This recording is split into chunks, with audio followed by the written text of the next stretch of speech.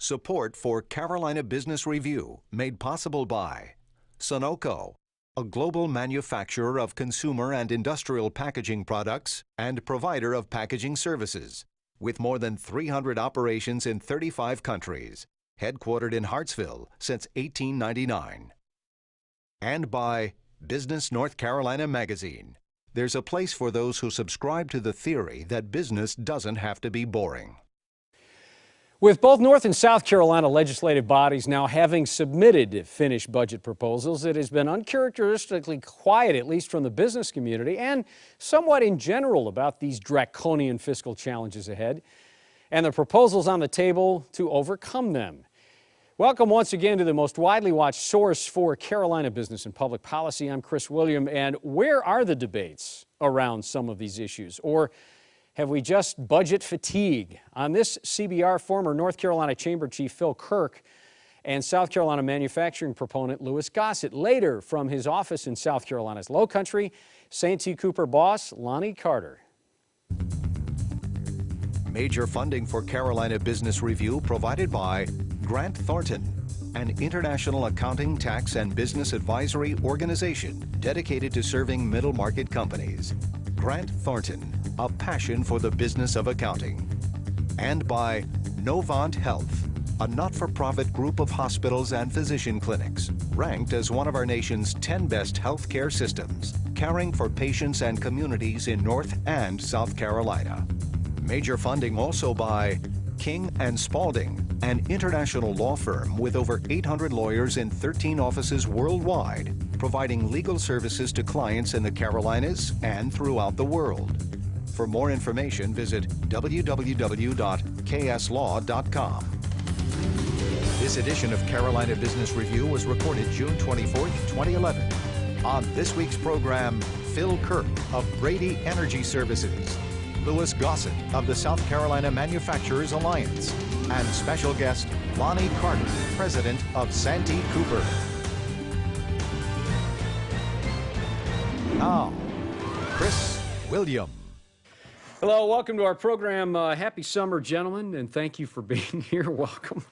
I'm laughing because, you know, we go through these fits and starts about the economy. We feel pretty good about things, and then the next week something, there's some announcement or oil prices spike or, you know, housing shows that we haven't hit the bottom yet. We feel pretty lousy about it. But, Louis, let's go back to something. You know, it seems like, and maybe that's the case in the Palmetto State, but it seems like the business community has been uncharacteristically quiet during a lot of these very public political budget battles. Has that been the case, or is that just my imagination? Well, to some extent, but with the exception of one or two items, the budget wasn't really our biggest priority in South Carolina. That being said, in the budget, we had a very significant issue, and that was the component that reduced the unemployment insurance tax increases that we got last year by about 25%. That was a $150 million price tag in this year's state budget. So we were very interested in that. We certainly are interested in things like technical college funding and our research universities and that sort of thing. But by and large, our priorities were unemployment insurance, tort reform. The Amazon deal was certainly important to a lot of us, and things like preserving sales tax exemptions, that kind of thing. So the budget wasn't really our focus as much as it might have been for some other folks. And I want to come back to the sales tax exempt before we leave. But Phil, same question, and certainly in North Carolina, it seemed like, was the business community getting what they wanted? Is that why they weren't so vocal? This is the most pro-business, pro-jobs legislature in my memory, and I've been around a long time. And the business community achieved tort reform, workers' comp reform, the ending of the temporary sales tax, which was a campaign promise. Several other bills that were very pro-business were enacted, and I assume that the Republicans, the business community, felt that they couldn't be talking and speaking against their friends. And the budget cuts, I have to say, are real, but they're not nearly as draconian as the opposition would make people feel. I think the Republican or the bipartisan budget, which had some Democratic support, it's like 1.5% less than what the governor proposed. So there's not a lot of difference, candidly. Is there in North Carolina specifically, and let me stay with you just for a second here, but you know, the fact that the North Carolina legislators submitted a budget and the governor vetoed it for the first time, right, and they overrode that veto. The photo ID issue was vetoed by the governor, and I know Republicans I get a sense that they'd like to override that veto. Is this going to be kind of a punch-counter-punch between the legislature and the governor's office now in North Carolina? I don't think there's any more bipartisan cooperation. It lasted a few weeks, apparently. I think that everything's geared toward the next gubernatorial campaign. The governor, and she has strong beliefs about this, she's vetoed more bills already in a year and a half or so than any governor before. And it's a lot of politics on both sides. I don't think they have the votes to override her veto of the ID, but every poll I've seen shows 75 to 80% of the public supports an ID for voters. So, Lewis, is Nikki Haley getting along with the legislature? I think she's had very good times with the legislature, and recently she's had some difficulties with them, particularly over the issue of some of the restructuring bills that she had, which have an awful lot of merit, by the way. But there's some stumbling there. But by and large, I think she's gotten along with the legislature better than a lot of folks anticipated. Yeah. Okay, let's bring our guest in. He's been so patient to do this. Before we do that, coming up on this program, we'll be talking about air transportation in the Carolinas specifically. That's very important when it comes to economic development, but also personal transportation needs. A couple of the airports in the Carolinas. Charlotte Douglas in Charlotte. Airport Director Jerry Orr will be here along with Dave Edwards from Greenville Spartanburg. That is coming up in a couple weeks. And then an encore presentation of somebody who had your job, Lewis, actually. Catherine Templeton from South Carolina, what's called South Carolina LLR, Licensing, Labor, and Regulation. That is an encore presentation. Palmetto State Utility Company, Santee Cooper, has always been a bit of an anomaly, as many state agencies can be, but what makes them different is they are under direct influence of the South Carolina political establishment, and yet have to remain relevant in an acutely competitive world of energy and generation. With directly or indirectly 2 million customers, Santee Cooper plays a key role in the everyday lives of South Carolinians. Now joining us from his office in the lovely town, the lowcountry town of Moncks Corner, is Lonnie Carter. Mr. President, welcome to the program, and Lonnie, nice to see you. Thank you, Chris. Good to be with you again. And please let me extend to you, Lonnie, your nun-like patience with us as we work through our technology issues. By the way, Lonnie, for the last several months, but it's great to see you're smiling here, and thank you for being on the program. Lonnie, let me get right to the point. You all are, let me just call it, part of a sponsoring group with SCANA about building a nuclear reactor. Where are you on those plans, and what are the biggest risks for Santee Cooper going forward?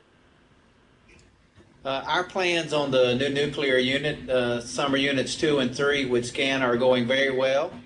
They're on schedule. They're moving forward in the licensing process, and we would expect to receive that license from the Nuclear Regulatory Commission either late this year or early in 2012.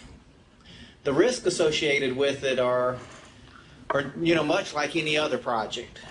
We have to address all of the regulatory issues, which we believe we have done now with the new technology that Westinghouse has developed with the AP1000, and then we'll move forward and develop the project and further diversify our fuel mix. What's the status with finding additional investors in that project?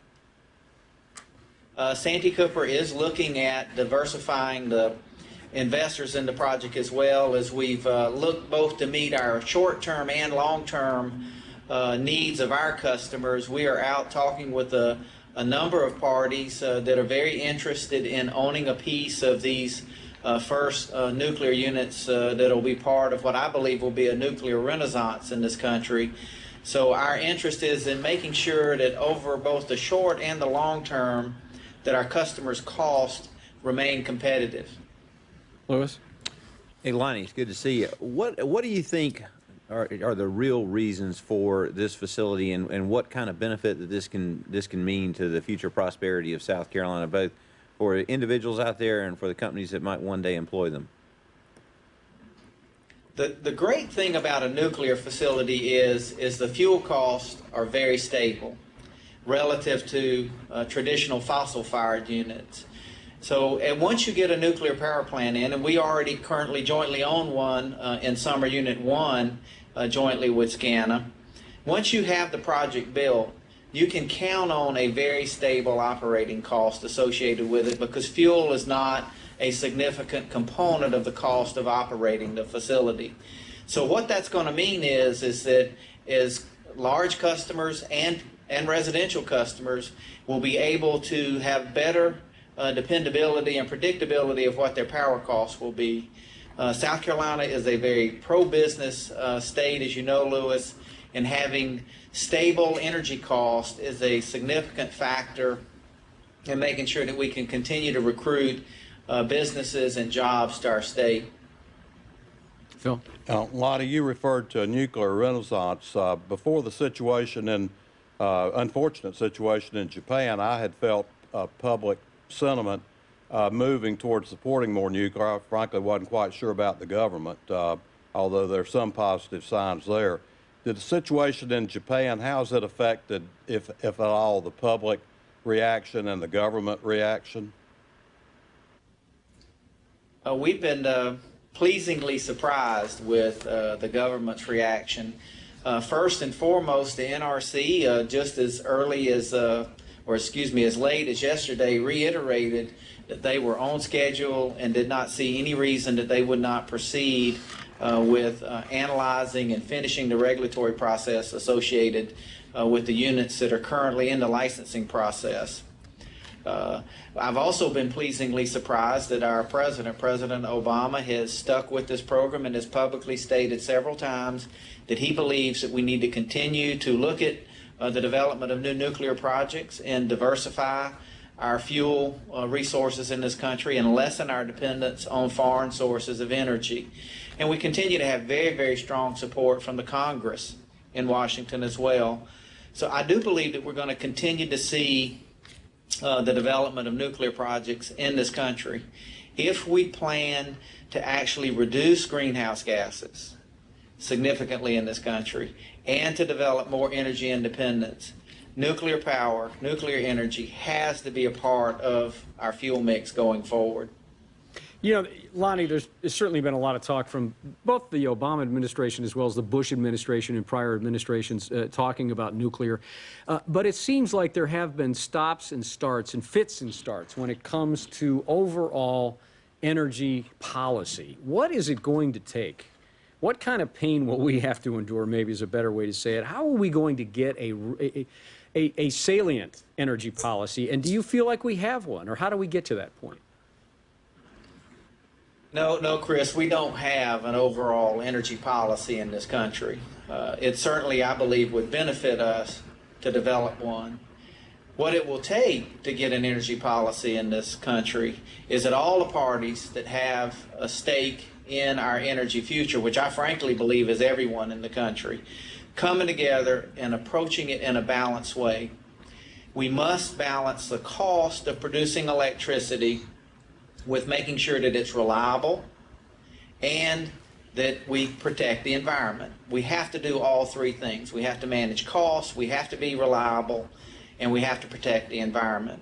Frankly, I'm very concerned right now with the policies and regulations that I see coming out of EPA right now. We have seen a tidal wave of regulations that affect the energy industry as a whole, and frankly other industries, that I believe will have a very detrimental impact on customers' costs at their homes and not materially improve the environment and possibly jeopardize the reliability of the electric system in this country. Well, and as a follow-up to that, Lonnie, just very quickly, and excuse me, Lewis, I want to get this other thought in there. How confident are you, Lonnie, going forward, given those challenges and given the challenges of the unstable and the high cost of gas right now, as well as just legislatively, how confident are you that Santee Cooper and South Carolina and the Carolinas will be able to remain better than competitive but lower cost provider when it comes to energy in the next 5 or 10 years?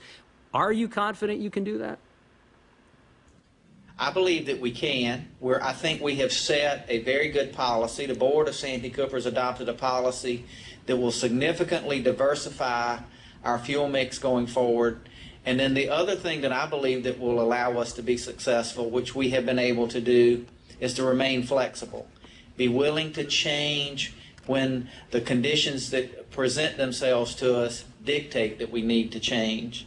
And one of the things that we definitely need to work harder on, and Santee Cooper has a great record on right now, is reducing or becoming more energy efficient with energy efficiency and conservation.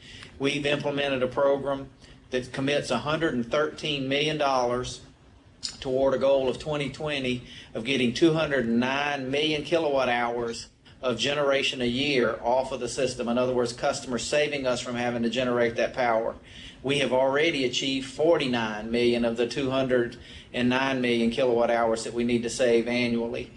So I actually believe that there are some things that are going to go and work right if we can encourage our customers to take the appropriate steps. Lonnie, you mentioned earlier the possibility of something of a nuclear renaissance in this country, and it seems to me that South Carolina has an opportunity here to not just be a recipient of nuclear power, but to be involved in that industry on the front end, on the research, the development, the construction, the innovation. Can you comment a little bit about that? I do, Lewis. I believe that South Carolina has been and will continue to be a leader in the development of nuclear energy. South Carolina has 7 of the most operating reactors of any state in the Union. There are 104 currently operating in this country. We have more than any other state. We have the Savannah River site that we have done a number of innovative things and a number of research going on there. And both the University of South Carolina and Clemson University are both working on either developing skilled engineers with programs there, and also attracting and bringing in research, particularly at the University of South Carolina, in the area of nuclear energy. So I believe that we have been a leader and can continue to be a leader.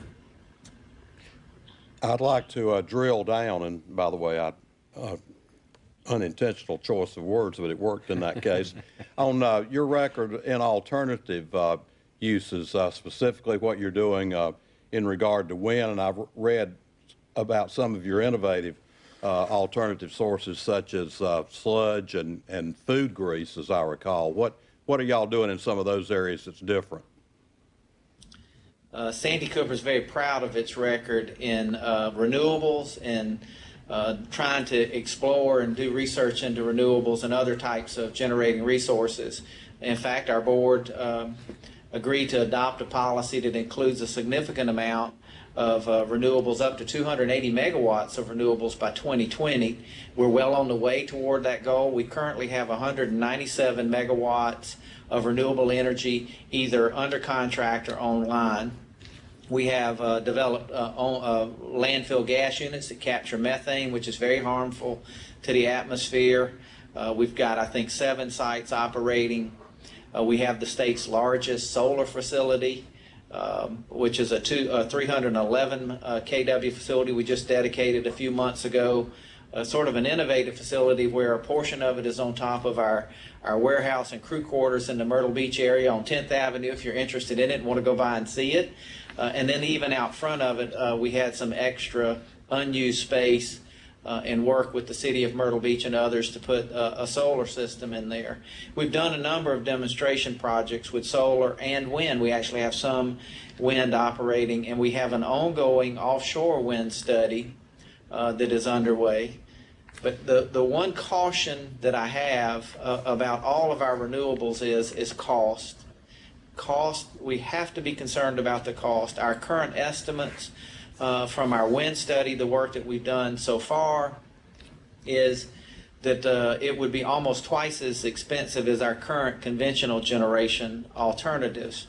So we have to consider cost as we look at developing these new alternatives.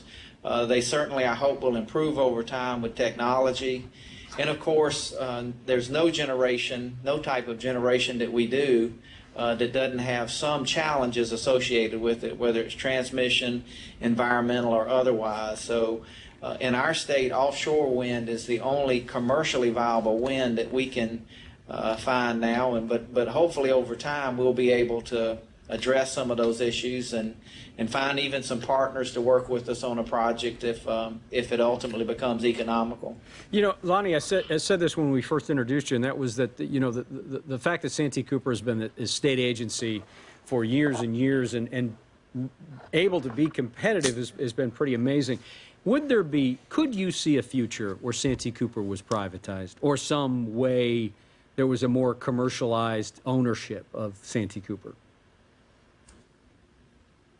The short answer is, Chris, in Santee Cooper's 75 years, we have been able to operate as a state-owned entity, in effect an enterprise agency of the state, and we aren't the only ones. There are a number of them, and we've done that in a very effective way for the state by bringing a significant amount of benefit to the people of South Carolina, by doing what the legislation that formed us in 1934 set out for us to do, which is to improve the quality of lives of people in South Carolina. We do that through a number of ways, both with electricity and water. So I believe that we will continue to carry on with that tradition in years to come. Our board is very focused on that, and we've seemed to be able to navigate through all of the challenges that come with that. I would point out, though, that part of Santee Cooper's success is because we've been able to partner with private enterprise in a number of cases, like we're doing on our nuclear project at SCANA and in other cases. So I believe that that is part of the success of Santee Cooper.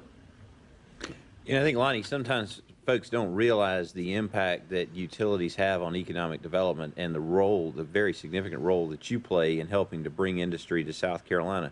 Can you talk about that just for a moment? That is another statutory requirement for Santee Cooper to promote economic development. We, along with the electric cooperatives, have I guess another affiliate that we use called the Palmetto Economic Development Corporation, with a professional staff that works throughout the state to try to attract industries, doing everything from certainly marketing the state in conjunction with the Department of Commerce, but also developing certified sites, working particularly with our large industry. We serve, as you know, Lewis, a number of large industries in the state that we work with to ensure that their site is considered for expansions and capital investments, and also working to recruit new industry. So Santee Cooper has been very involved over the years in attracting industry to the state, and that is something that I and the board are very focused on today, making sure that not only do we attract new industry, but we help the existing industry that's here expand.